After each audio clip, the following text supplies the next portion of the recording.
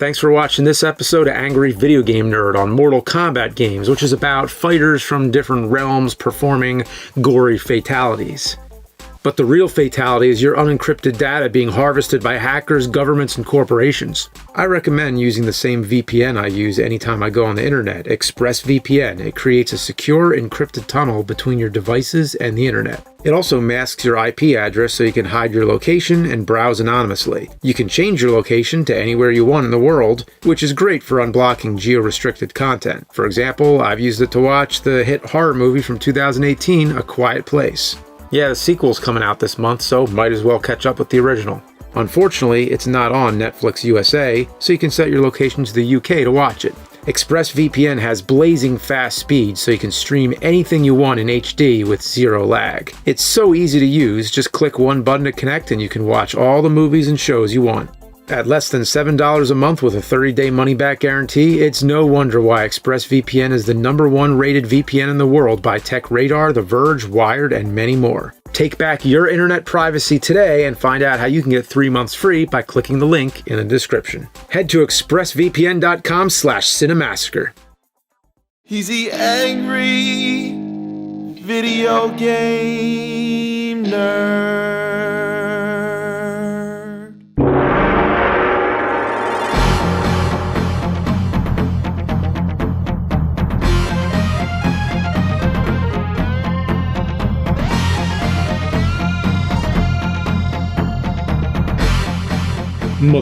Mortal Kombat. You don't get much more badass than that. When this came out, it changed the landscape of gaming entirely. It garnered praise and a ton of controversy. Even the government was trying to ban it until they came up with the bright idea of ratings. It's crazy to think with how violent the series is today, this caused an uproar.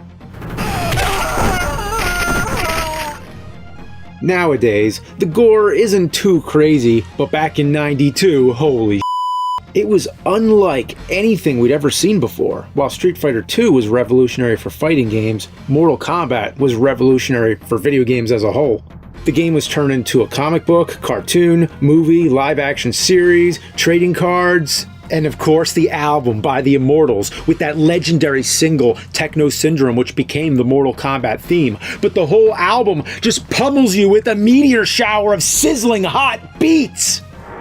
One of the biggest things about this game was the special moves and the fatalities, which all required complex button combinations, which we had to commit to memory. You know how much of our brain power that used up? We were sitting in school and supposed to be listening to our history lesson, but instead we're tuning out the teacher and just thinking forward high kick, down up low punch. You know, we're all hopped up on GamePro magazines. We can't wait to get to the arcade. So once the bell rings and school lets out, that's the time to let it rip, to let it loose, running the bus screaming, Mortal Kombat! Yeah, just like the kid in the commercial. I mean, he goes out in the streets and screams Mortal Kombat as if his life depends on it, with raw emotions tearing through like a shockwave, paving a radius of mighty force emanating from the ground where he stands. And then a crowd marches out, as if they heard the call to action, as if to say, damn straight, Mortal Kombat. Because this isn't just a game, this is a way of life. The commercial, of course, was announcing that Mortal Kombat was coming to home consoles. The year of our Lord, September 13th, 1993. Mortal Monday. This would be the day a crowd of edgy 90s teens gathered in the streets to celebrate. Because when it was in the arcades, it was always surrounded and guarded by bigger kids, the quarter hogs. But now, we'd be taking it back to our own homes. That commercial announcing Mortal Monday was like a call of freedom, a call that begged to be reckoned with, a call that defined a generation. Mortal Kombat! While the definitive way to play Mortal Kombat will always be the arcade, people couldn't wait to bring the game home and start ripping out hearts and spines from their couches. Each port is more or less a fair recreation of the arcade version, however they all have minor and sometimes major differences that keep the game from being 100% there. We still ate it up though. Mortal Kombat's launch went down as one of the biggest game releases in history, and we all crowded around our living rooms to witness it in all its violent glory. So, how'd all these ports stack up against each other? Like this. First, let's look at the Super Nintendo version. This port was published by Acclaim and developed by Sculptured Software. After turning it on, you get this little animation of Goro walking up and punching the Acclaim logo. Yeah, and of course, Acclaim is the company that bought LJN. Yeah, punch that logo, Goro. Yeah. Punch the out of it. Yeah, I could watch him punch that logo all day. So, right off the bat, I'm going to address the elephant in the room. The thing that everybody talks about is that the Super Nintendo version was censored and is infamous for removing the blood or replacing it with sweat. The sweat thing? If that's really supposed to be sweat, you know what? That's kind of disgusting. I think it's even more disgusting than blood. I mean, how sweaty are these fighters to begin with? They only just started fighting and like a gallon of sweat came out of Scorpion. I hope they're slamming down Gatorade in between matches, otherwise they're going to have some serious dehydration issues. In my opinion, the first Mortal Kombat was never known to be a tight and precise fighting game. It was more of a mindless blood sport that you and your friends played for fun. And it was just the style of it, how it was basically like Enter the Dragon, the game.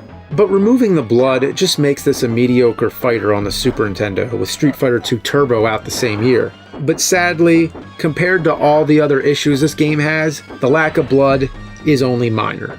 But before we get into this, let's talk about what this game does well. For one, the game looks pretty damn close to the arcade. The graphics are clean, the sound is decent, and the voice samples sound pretty clear. Right. But all that is on by some of the most frustrating controls I've ever felt. The game just feels unresponsive. There's been so many times where I'm hitting buttons and nothing happens. Sometimes I'll be nowhere near the enemy, but able to sweep them infinitely from a mile away. So another thing that blows is getting hit while shooting a projectile cancels your projectile. In the arcade version, if I shoot ice but get hit by the opponent's projectile, my ice still hits them, but in the Super Nintendo version, it disappears. I don't know why they would program it like this. All this really comes to a head when you hit the endurance levels. Oh my lord, the endurance levels. I spent more time on these 3 levels than I did on the rest of the game. Having to beat 2 opponents while struggling to control the game makes these 3 levels a show.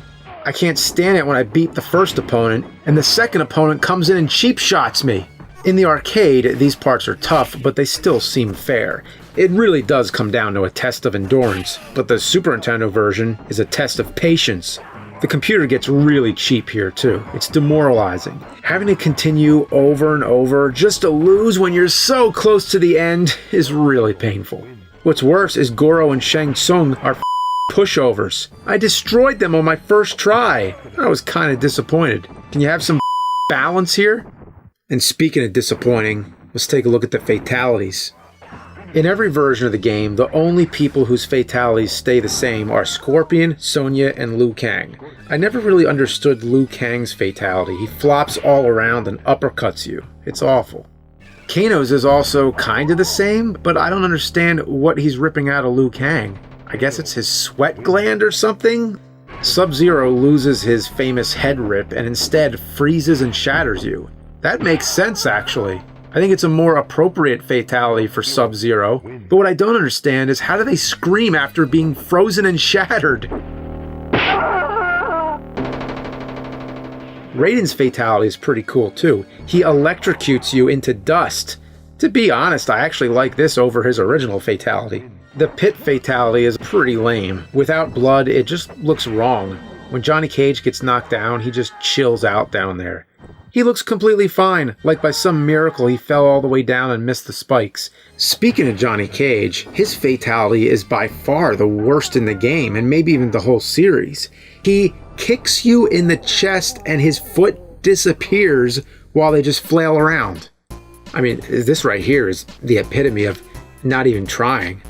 I mean, you couldn't even try to make that happen. His foot disappears before it even touches. What is going on? Well, this gets my award for the ***est fatality. Alright, well, let's move on to the next one. The Genesis version. Now, let me tell you straight out, this is a deal breaker to me, because 3 buttons? 3 buttons for Mortal Kombat? How does that work? Both high punch and low punch share the A button. A regular tap is a low punch. If you're holding a direction, it turns it to high punch. B and C are both the kick buttons, and start is block. So it can be done, but the thing is, you just gotta get a 6-button controller. If you have the 6-button controller, you're fine. The main advantage this one has over the Super Nintendo is the blood. Yep, it has the blood. After you put in a code, that is. Without the code, you get censored fatalities and no blood. The censored fatalities in this one are actually worse than the Super Nintendo version. Sub-Zero just uppercuts you into the air, Johnny Cage shadow kicks you off the screen, Raiden shoots lightning and you fall, and Kano steals your wallet?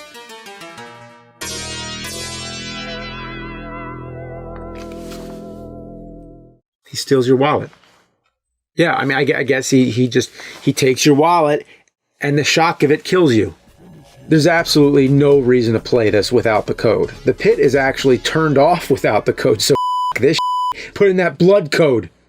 Damn it. Reset and hit ABACABB or ABACAB at the text in the beginning. There's also a second code called the Dullard code. You get this one by hitting down, up, left, left, A, right, down at the start screen. Get it? It spells Dullard. Besides unlocking blood and the real fatalities, you also get a cheat menu that lets you do some cool stuff. You can make it so the computer always uses a fatality, make Reptile appear before every fight, give yourself infinite continues, and make the head of Fergus McGovern bob around the moon.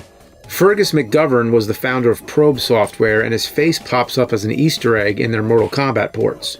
He shows up in Mortal Kombat 2 as a secret fatality, the Fergality. Yeah, no joke, the Fergality. But anyway, back to the Genesis port. At first glance, it doesn't look as good as the Super Nintendo version. The colors are all muted and everyone has these red pixels around them. But hey, it, there's blood, right? That's all you need. And the controls are actually responsive and don't feel like there's 8 seconds of lag. The music has that signature Genesis feel and actually sounds groovier than the Super Nintendo. I mean, listen to the Courtyard music on the Super Nintendo.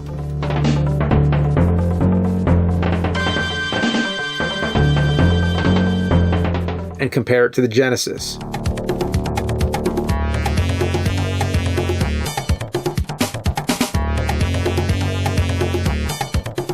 So overall, it's a decent port with flaws that don't harm the overall experience. Of course, you have to have the 6-button controller though. Now, let's f it all up and play Mortal Kombat on Game Boy. Yeah, can you believe I'm doing this? You want to bring Mortal Kombat with you wherever you go, huh? Well, to that I say don't. Just don't. Wait till you get home, because this is easily the worst version of Mortal Kombat I've played so far. This one was also made by Probe, but they must have rushed through this and spent all their game development talent on the Genesis version. The music is a mess of screeches and farts. It just sounds like ass and a half.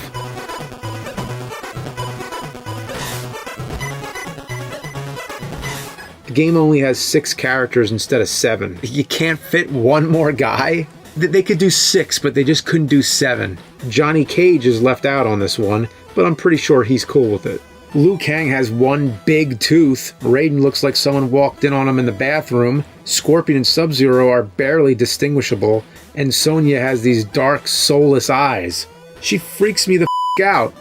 The game just gets worse and worse as you play it. If you thought the Super Nintendo was unresponsive, this game changes the entire definition of unresponsive. There's a good second of input lag on all the moves. Lots of the time, you kick through the enemy. How did I not hit them? Am I a ghost and didn't know it? Is that the twist? Trying to pull off a special move is a feat. Sometimes I get them and other times I'll do all the same only to get my handed to me while I flail around. And don't even think of trying out a fatality. They might as well not even be in the game because I tried and I couldn't even do one of them. And it doesn't help the Game Boy has only 2 buttons. Yeah, if I had a problem with the Genesis having 3, Game Boy only has 2. How do you play Mortal Kombat with 2? And yeah, okay, the Game Boy has limitations. There's certain things they just couldn't help. But you know what? Mortal Kombat 2 on Game Boy was pretty decent. So I think they just f***ed up here. Even if I could pull the fatalities off, guess what? They're awful. For example, Kano just kicks you in the air. Yeah, not worth the frustration. It's like right after they made the Genesis version, they said, oh yeah, you gotta make a Game Boy version too. And they were like, oh We only have 7 minutes, and this is what they gave us. After playing through it for almost an hour, I managed to get to Goro, but boy, he my up. In the first round, he was super easy, but then he went into like a panic mode and decimated me.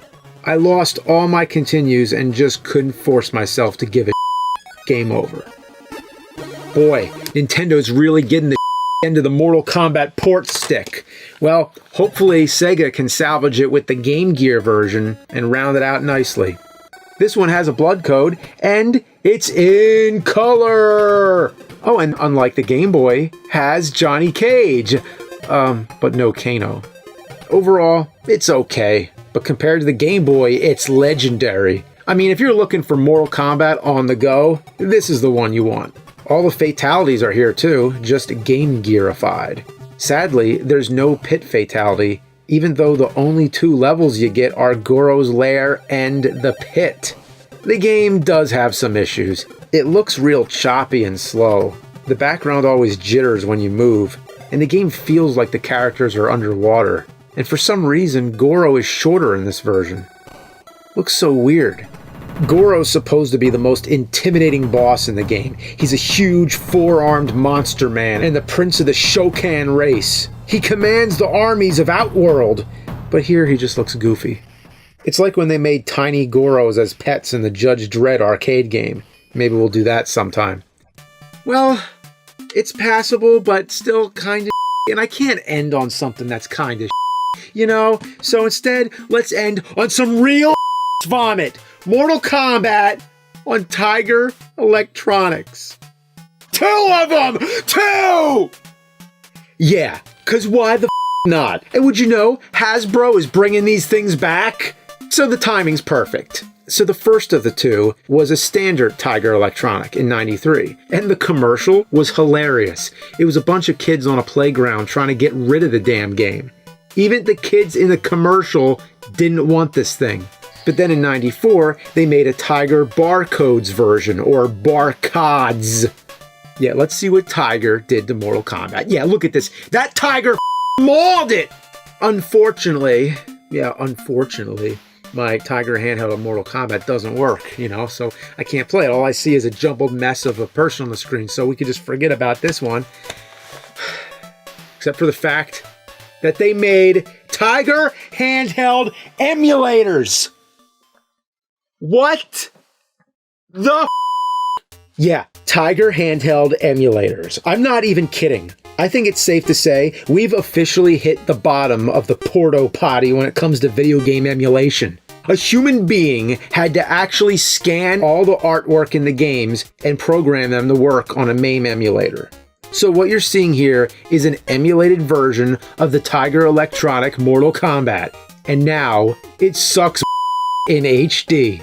Surprisingly, the game features all 7 original characters, as well as Goro and Shang Tsung. Wow! The Game Boy and Game Gear version couldn't even get all 7. Well, that's 1 point for Tiger Electronics. Go get 'em, Tiger! But each character is just the same with graphics added. Sonya is the worst of all because she shares the same body as Johnny Cage and Liu Kang. There actually do exist button combinations where you can pull off special moves. This is also how you do the finishing moves, which just knocks them out. It's but honestly, I think I'd rather play this than the Game Boy version. Moving on, we have the Tiger Barcods version. This one's a bit bigger and actually has real sound instead of just beeps and boops. There's only 4 selectable characters in this one: Liu Kang, Raiden, Sub-Zero, and Scorpion. And Goro's the only boss, no Shang Tsung. The special moves and fatalities are the same as in the other Tiger game, but this time when you pull off a fatality, the opponent turns into a skeleton, which is kinda cool for a Tiger game. I mean, who would have thought? Fatalities in a Tiger game? And one really weird thing about this is that it comes with trading cards. No, not these trading cards. These kind of trading cards, which are the kind that you scan to get all kinds of power-ups and I guess that's kind of cool, but you never know what the cards are going to do. Some cards give your character or the opponent more strength, defense, life, etc. But some cards outright kill you. Why would you want a card that kills you before the fight even starts? What is the point? And it's not like there's any descriptions on these cards that really tell you exactly what they do. It's just a guessing game. So they threw the death ones on here just to be. There's also a card that kills the opponent without even having to fight them. Just scan it and they die.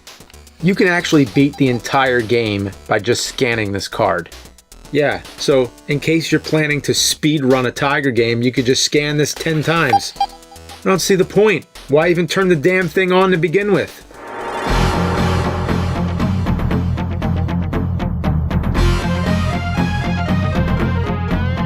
Well, those are all the ports out on Mortal Monday, as well as some extra dingleberries. I know I missed some other ports like the Sega CD version, but that one is mostly the same as the Genesis with some enhancements.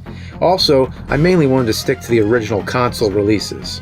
And the Tiger ones needed to be on because they exist.